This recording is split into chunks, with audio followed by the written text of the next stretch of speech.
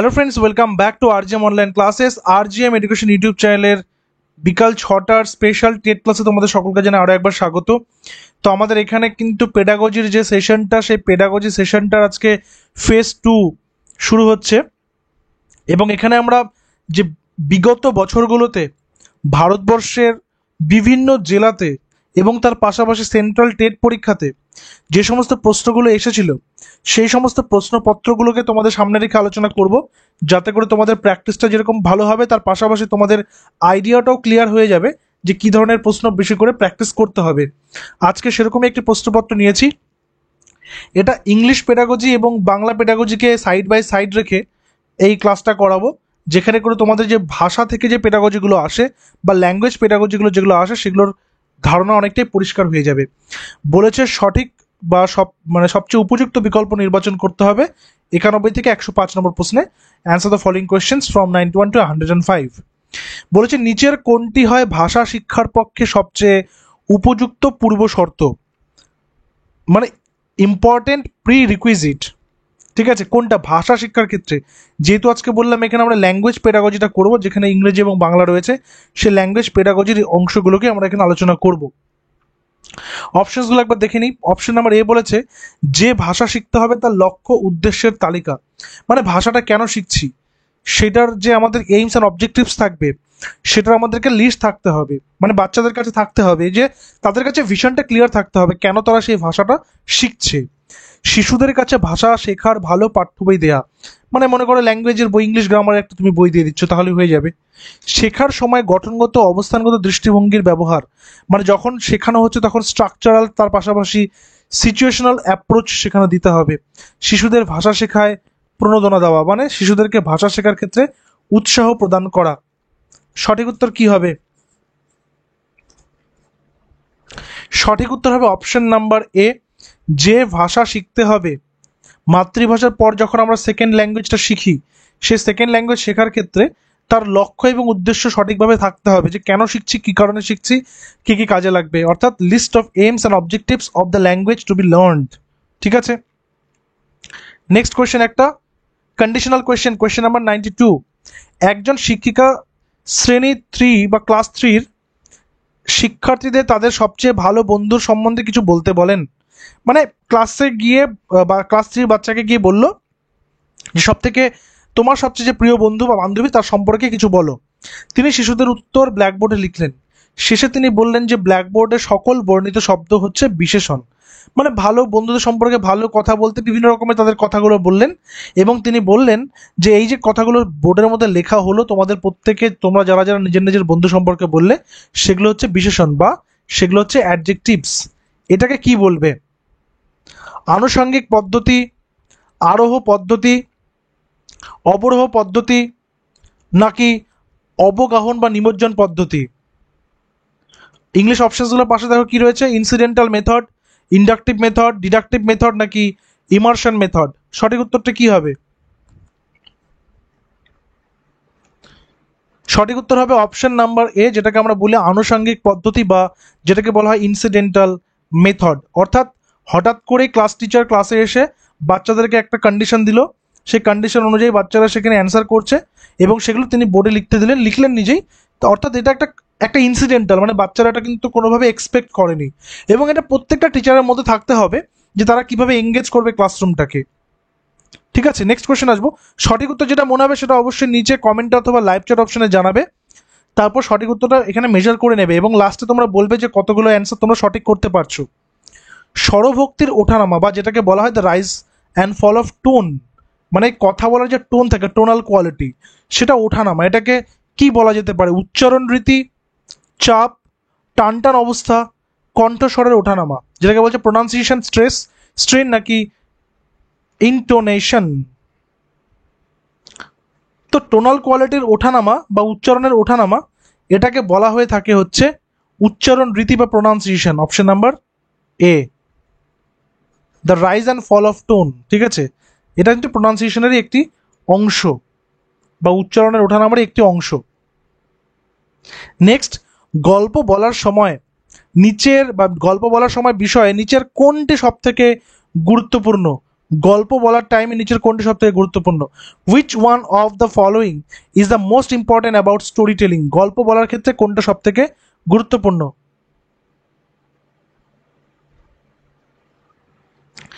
সেই বিষয়ে যা বেঁধে দেওয়া ছক ও গঠনের শক্তি বৃদ্ধি করে, সেই বিষয় যা সমগ্র ভাষাকে উন্নত করে, গল্প রাজিকে শেখার একটি ফলপ্রসূ উপায়, মানে যেটাকে বলছি it is an effective way of learning vocabulary, মানে শব্দ ভাণ্ডার শেখার, তা বিভিন্ন লেখক সম্বন্ধে তাদের জ্ঞানকে প্রসারিত করে।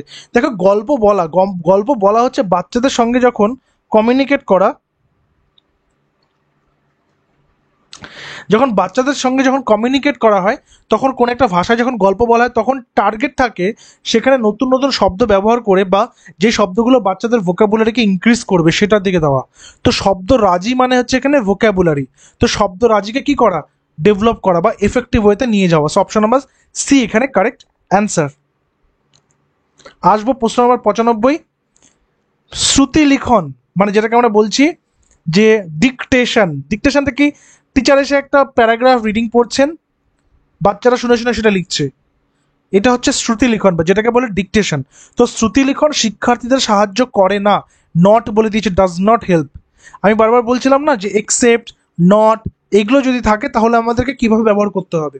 তো শ্রুতি লিখন শিক্ষার্থীদের সাহায্য করে না কিসে?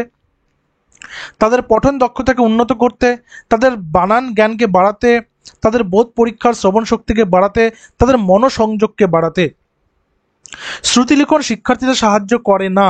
Dictation does not help learners to dash. কি করে না?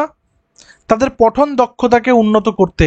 যেহেতু শ্রুতি লিখন শুনে শুনে লিখছি তাহলে সেখানে তো পড়াটা হচ্ছে না, তাহলে রিডিং স্কিলকে কিন্তু ডেভেলপ করছে না। বাকি অপশনগুলো দেখো, বানান লিখতে সাহায্য করবে যেহেতু শুনে শুনে লিখছে। বোধ পরীক্ষণ মানে শুনে সেটাকে মেমোরাইজ করে বা শুনে সেটাকে লেখা, তাহলে বোধ পরীক্ষণটা বাড়ছে। মনোসংযোগটাও কিন্তু বাড়ছে কারণ শুনে শুনে লিখতে হচ্ছে। কিন্তু বাড়ছে নাকি পঠন দক্ষতা মানে রিডিং পড়ার দক্ষতা। তাহলে অপশন নাম্বার এটা আমাদের এখানে কারেক্ট আনসার হয়ে গেল।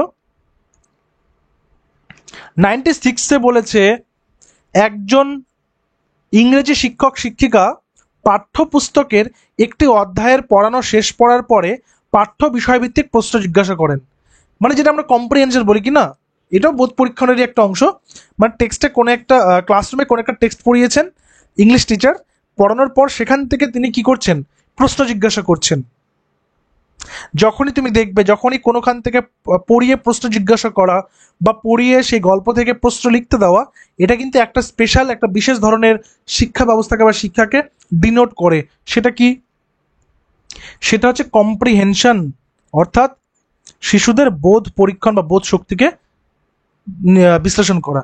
তোমাদের প্রত্যেকের উদ্দেশ্যে জানিয়ে রেখে আমাদের প্রাইমারি টেট 2024 পরীক্ষার কথা মাথায় রেখে কিন্তু একটা অনলাইন ব্যাচ কোর্স চলছে। তোমরা সেই ব্যাচ কোর্সে যুক্ত হতে চাইলে অবশ্যই আমাদের হোয়াটসঅ্যাপ নাম্বার 9564345236 এই নম্বরে হোয়াটসঅ্যাপ করবে। টেট 2024 লিখে তোমাদেরকে ব্যাচের সমস্ত ডিটেলস সেখানে জানিয়ে দেওয়া হবে। ঠিক আছে, চলো নেক্সট কোশ্চেনে আসবো। তাহলে এটা সঠিক উত্তরটা নিয়ে নিচ্ছি, অপশন নাম্বার সি বা 3 কম্প্রিহেনশন। আচ্ছা, আরো একটি কন্ডিশনাল কোশ্চেন। চতুর্থ শ্রেণীর একজন শিক্ষিকা শ্রেয়া শিক্ষার্থীদের প্রদত্ত খোপে সংলাপ সম্পূর্ণ করতে বললেন এবং তারপর সেই সংলাপ নিয়ে আলোচনা করতে বললেন। সংলাপ মানে কি? কোনো ডায়লগ। মানে শ্রেয়াকে ক্লাস টিচার একজন, ক্লাস 4-এর একজন দিদিমণি, তিনি প্রত্যেকটা বাচ্চাকে কি বললেন? একটা ডায়লগ কমপ্লিট করতে এবং তারপর সেখানে বক্সেসগুলো রয়েছে সেখানে কি করতে? রোল প্লে করতে। তিনি উন্নত করতে চাইছেন। তিনি তাদের কি উন্নত করতে চাইছেন? শ্রবণ, লিখন, পঠন এবং বাচন দক্ষতা, মানে সেটা বলার মধ্যে দিয়ে তিনি তাদের শোনা, লেখা, পড়া এবং বলার দক্ষতাকে বাড়াতে চাইছেন। শোনা এবং বলার দক্ষতা, পড়া এবং লেখার দক্ষতা, নাকি বলা এবং লেখার দক্ষতা? কি করতে বলেছে? ডায়লগ লিখতে বলেছে সবার প্রথম কথা, তাই কি না? ডায়লগ লিখতে বলেছে, তারপরে কি করতে বলেছে? সেখানে বক্সগুলো ফিল আপ করতে বলেছে। ডায়লগ দিতে বলা মানে হচ্ছে বচন ক্ষমতা বাড়লো, স্পিকিং স্কিল বাড়লো, তাই না? আর বক্সগুলো তো ফিল আপ করতে বলা মানে রাইটিং স্কিলসটা বাড়লো। তাহলে অপশন নাম্বার ডি আমাদের এখানে সঠিক, বাচন এবং লিখন, তাই না? বাচন এবং লিখনটাকে বৃদ্ধি করার জন্য বলা হচ্ছে। নাম্বার 98 কি বলেছে দেখিনি। বলছে নিচের কোনটিকে গঠনমূলক মূল্যায়ন বা ফর্মেটিভ অ্যাসেসমেন্ট। আচ্ছা একটা কথা বলে রাখি, সামেটিভ অ্যান্ড ফর্মেটিভ অ্যাসেসমেন্টের ক্ষেত্রে কিন্তু যে বিষয়টা আমাদেরকে দেখতে হবে সেটা হচ্ছে ফর্মেটিভ অ্যাসেসমেন্টটা টপিক বা সিলেবাস চলাকালীন, ক্লাসরুম চলাকালীন সেটা যে অ্যাসেসমেন্টটা সেটা হচ্ছে ফর্মেটিভ অ্যাসেসমেন্ট। আর সামেটিভ মানে হচ্ছে এন্ড অফ দ্য সিলেবাস, সিলেবাসের শেষে যেটা করা হয়, এটাতে কিন্তু তোমরা গুলিয়ে ফেলবে না, ঠিক আছে? তো এই ব্যবহার করা যায় না বলেছে কোনটি? গঠনমূলক মূল্যায়নে ব্যবহার করা যায় না। Which of the following cannot be used in formative assessment? Olympiad, বিষয়ভিত্তিক অলিম্পিয়াডের যে পরীক্ষাগুলো হয় সেটা, পুনরায় গল্প বলা, রোল প্লে, বিতর্ক মানে ডিবেট যেটাকে আমরা বলে থাকি। কারেক্ট অ্যান্সার অলিম্পিয়াড, কারণ অলিম্পিয়াডটা হচ্ছে তোমার একটা সামেটিভ টাইপ, একটা সিলেবাস কমপ্লিট করার পরে যে টেক্সটটা হয় বা যেই পরীক্ষাটা হয় সেটা হচ্ছে অলিম্পিয়াড এক্সাম, ঠিক আছে? বাকি তো পুনরায় গল্প করা, টেক্সট তুমি একটা জিনিস বুঝিয়েছো বাচ্চারা বোঝেনি, আবার করা, রোল প্লে করা, ডিবেট করা, টপিক চলতে চলতে গেলে করা যেতে পারে, টপিক চলতে চলতে গেলে করা যেতে পারে, বাট অলিম্পিয়াড করতে গেলে এটা একটা এক্সাম, তো তোমাকে কি করতে হবে? কমপ্লিট করতে হবে টপিক, তারপরে এটা নিতে হবে, ঠিক আছে? তাহলে এটা হয়ে গেল সামেটিভের অংশ অলিম্পিয়াড একটা, তাহলে ব্যাকারে লিখে রাখছি এস। নেক্সট কোশ্চেনে চলো। টিচিং লার্নিং ম্যাটেরিয়াল বা টিএলএম, টিচিং লার্নিং ম্যাটেরিয়াল শিক্ষা প্রদান শিক্ষণ উপাদান, শিক্ষিকা শিক্ষকদের ব্যবহার করা উচিত কারণ।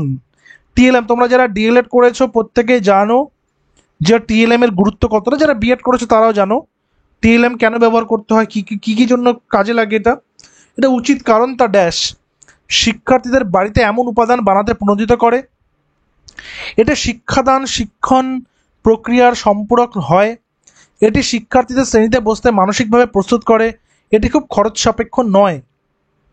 সঠিক উত্তর কি হবে? টিএলএম এর প্রথম যেটা কন্ডিশন সেটা হচ্ছে চিপ অ্যান্ড বেস্ট, সবার প্রথমে চিপ অ্যান্ড বেস্ট হতে হবে এবং সেটা অবশ্যই রিলেভেন্ট হতে হবে, এমন না যে ইরেলেভেন্ট তুমি করছো। তুমি মনে করে একটা মডেল বানিয়ে নিয়ে গেছো, তুমি আজকে ভূমিকম্প পড়াবে, ভূমিকম্পের একটা মডেল বানিয়ে নিয়ে গেছো, সেটা অবশ্যই হতে হবে চিপ অ্যান্ড বেস্ট এবং তার পাশাপাশি সেটা হতে হবে ক্লাসের উপযোগী অর্থাৎ রিলেভেন্ট। তাহলে এখানে সঠিক উত্তর হচ্ছে এটি শিক্ষার্থীদের শ্রেণীতে, এটা যে ক্লাসরুমে যে তুমি গেছো এটা যে শিক্ষক বা শিক্ষাদান শিক্ষণ প্রক্রিয়া সম্পূরক হয়, অর্থাৎ এটা হচ্ছে কি সাপ্লিমেন্ট করে টিচিং লার্নিং প্রসেসকে। তুমি একটা বই থেকে পড়াচ্ছ, বই থেকে পড়াতে পড়াতে সেই টপিকটা তুমি হাতে কলমে বুঝিয়ে দিলে, তাহলে অপশন নাম্বার বি বা 2 হচ্ছে আমাদের এখানে কারেক্ট অ্যান্সার। দ্বিতীয় ভাষা হিসাবে সেকেন্ড ল্যাঙ্গুয়েজ, মাতৃভাষার পরে যে ভাষাটা আমরা শিখি সেটা হচ্ছে আমাদের সেকেন্ড ল্যাঙ্গুয়েজ।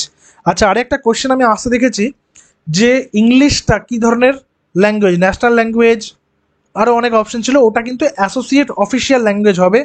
আমাদের দেশের কিন্তু কোনো ন্যাশনাল ল্যাঙ্গুয়েজ নেই, এখানে 23টাই ন্যাশনাল ল্যাঙ্গুয়েজ, 23টা আছে সংবিধান স্বীকৃত ভাষা, সেই 23টাই national language, but associate official language হচ্ছে, তোমরা একটু মনে রাখবে, একটা হচ্ছে হিন্দি আরেকটা হচ্ছে ইংলিশ, অ্যাসোসিয়েট অফিসিয়াল ল্যাঙ্গুয়েজ, ঠিক আছে? তো দ্বিতীয় ভাষা হিসেবে ইংরেজি শেখার সময় কি করতে হয়? ল্যাঙ্গুয়েজ 2 বা L2 শিখতে মাতৃভাষার কোনো ভূমিকা নেই, মাতৃভাষা ব্যবহারে শেখার সুবিধা করে দেবে, মাতৃভাষার ব্যবহার বাধার সৃষ্টি করবে, শিক্ষার্থীদের মাতৃভাষা ব্যবহার করা উচিত নয়। সঠিক উত্তর কি হবে? দ্বিতীয় ভাষা হিসাবে ইংরেজি শেখার সময় কি করতে হবে?